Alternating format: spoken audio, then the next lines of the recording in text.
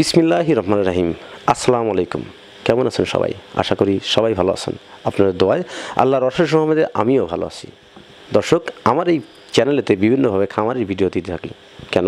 খামারিদের উপকারের স্বার্থে বা তাদের যেন ভালো কিছু হয় বা তারা এখান থেকে কিছু শিখতে পারে, এজন্যই ভিডিওগুলো তৈরি করা।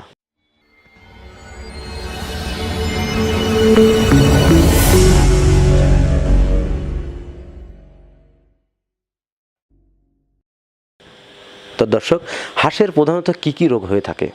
আমার অভিজ্ঞতা থেকে আমি অনেক রোগী দেখছি বা অনেক সমস্যায় খামারিরা ধ্বংসের মুখে পড়ছে। এই বিষয়ে কিছু কথা বলবো। হাঁসের প্রধানত রোগ ডাক ফ্লে, ডাক কলেরা। ডাক ফ্লে যে রোগটা হয়ে থাকে সেটার লক্ষণ হচ্ছে প্যারালাইসিস, যেমন একটা পা বাঁকা হওয়া, ঘাড় বাঁকা হওয়া, হাত পা নুয়ে দেওয়া, এগুলোই আর কি। আর ডাক কলেরা যে লক্ষণ, চোনা চোনা পায়খানা করবে এবং হাঁস খাবে না, হাঁসের গ্রোথ কমে যাবে, হাঁস দুর্বল হয়ে পড়বে এবং পাখনা নুয়ে শুয়ে পড়বে। এটা হচ্ছে ডাক কলেরার লক্ষণ। এ থেকে পরিত্রাণের যে উপায় সেটা হচ্ছে আমাদের ভ্যাকসিন। ডাক কলেরা এবং ডাক ফ্লুর ভ্যাকসিন পাওয়া যায়। সেটা যদি আপনি নির্দিষ্ট সময়ে করেন তাহলে আপনারা অবশ্যই এই পরিত্রাণ থেকে মুক্তি পাবেন। ডাক ফ্লু এবং ডাক কলেরার ভ্যাকসিন করার যে নিয়ম, সেই নিয়মটা হচ্ছে প্রথম যখন আপনি একদিন থেকে হাঁসের 25 বা 28 দিনে ভ্যাকসিন হবে, এই ভ্যাকসিনটা হচ্ছে ডাক প্লে, প্রথম ভ্যাকসিনটা। পরবর্তীতে কিন্তু আবার 15 দিন পর আবার ডাক প্লে করতে হয়, ওটাকে বুস্টার ডোজ বলা হয়। পাশাপাশি তারপরের 15 দিন পর আপনি ডাক কলেরা ভ্যাকসিন করবেন প্রথমটা। তারপরে আবার 15 দিন পর আপনি ডাক কলেরা আবার ভ্যাকসিন করবেন, ওটাকে বুস্টার ডোজ বলা হয়।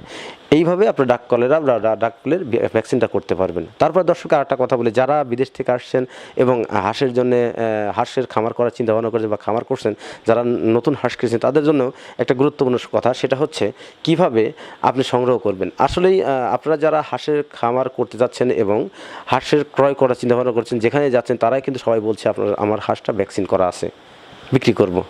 হ্যাঁ, মানুষ বিক্রি করে বিভিন্ন সমস্যার জন্য, হয়তো কারো আর্থিক সমস্যা বা কেউ লালন পালন করতে পারে, ভরণ পোষণ করতে পারে, এক্ষেত্রে একটা সমস্যার সৃষ্টি হয়। সেক্ষেত্রে হাঁসের খামারিরা হাঁসেরগুলো বিক্রি করে থাকে। আপনাদের কিন্তু এই মুখের কথায় বিশ্বাস করে হাঁসগুলো ক্রয় করে আনতে হবে। আনার পরে যে করণীয় কাজটা সেটা আপনাদের করতে হবে। আনার পরে কিন্তু আপনাকে ডাক প্লে বা ডাক কলেরা ভ্যাকসিনগুলো করতে হবে। এটা যদি আপনি করে নেন তাহলে কিন্তু আপনি সেফটিতে রইলেন, তাহলে আপনি ক্ষতির সম্মুখীন হলেন না। তাই যারা হাঁসের খামার করবেন অবশ্যই ডাক প্লে বা ডাক কলেরা ভ্যাকসিন কীভাবে করতে হয় এটা জানবেন এবং কোন কোন নিয়মে করতে হয় এটা জানবেন বাচ্চা অবস্থায়। এবং পরবর্তীতে যারা বড় হাঁস দিয়ে খামার করবেন তারা অবশ্যই নিয়ে আসার পরে কীভাবে ভ্যাকসিনটা করতে হয় সেটা অবশ্যই করে নেবেন। সেটাও আপনি জানবেন উপজেলা পানি সম্পদ অধিদপ্তরে, সেখানে গেলে আপনাকে সব জিনিস বুঝিয়ে দেওয়া হবে। তো দর্শক, হাঁসের প্রাকৃতিক খাবার শামুক, সেই শামুক যদি আপনারা সংগ্রহ করতে চান তাহলে অবশ্যই আমার সাথে যোগাযোগ করতে পারবেন। আমার সাথে যোগাযোগ করে হাঁসের শামুকগুলো সংগ্রহ করুন। আমি মূলত আমাদের নিজস্ব পরিবহনে সারা বাংলাদেশে শামুক সেল করে থাকি।